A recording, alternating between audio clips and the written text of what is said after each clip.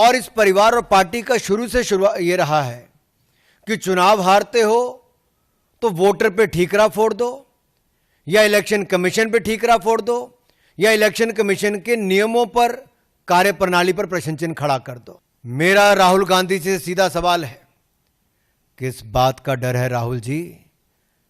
शपथ पत्र नहीं देते, सबूत नहीं देते। मोदी जी ने तो यहां तक कह दिया कि मतदाता मूर्खों का टोला है।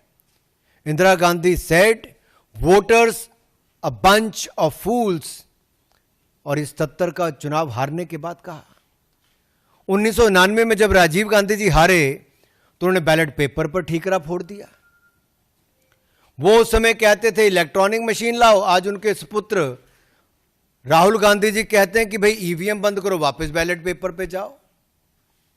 और ये एक के बाद महाराष्ट्र, हरियाणा, दिल्ली, अनेकों राज्यों और देश में 3 बार लगातार चुनाव हारने के बाद, 90 चुनाव हारने के बाद राहुल गांधी जी आरोप प्रत्यारोप पर लगातार जारी हैं।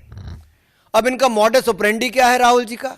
चुनाव हारो, झूठे आरोप लगाओ, कभी इलेक्शन कमीशन में कंप्लेंट दर्ज मत कराओ, कभी सबूत मत दो, और लोकतंत्र को फर्जीवाड़ा करके एक तरह से जनता को भ्रमित करने का काम करो, लोकतंत्र को नीचा दिखाने का काम करो।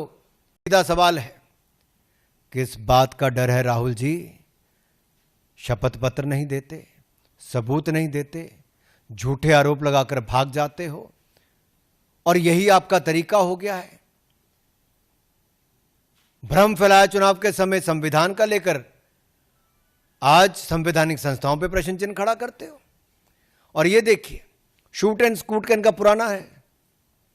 इलेक्शन कमीशन ने राहुल गांधी जी को बुलाया, वोटर रोल इशू पे नहीं गए।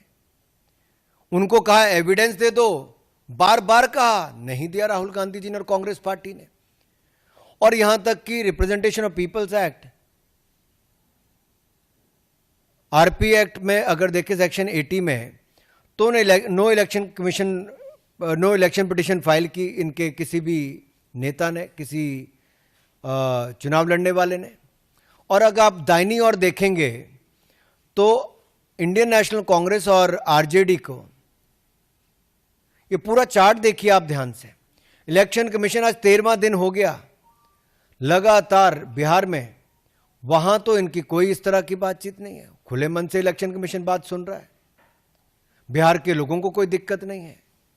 लेकिन जब इनके पास बिहार में मुद्दा कोई नहीं बचा, चुनाव में जाने से पहले हार स्वीकार कर ली, तो अब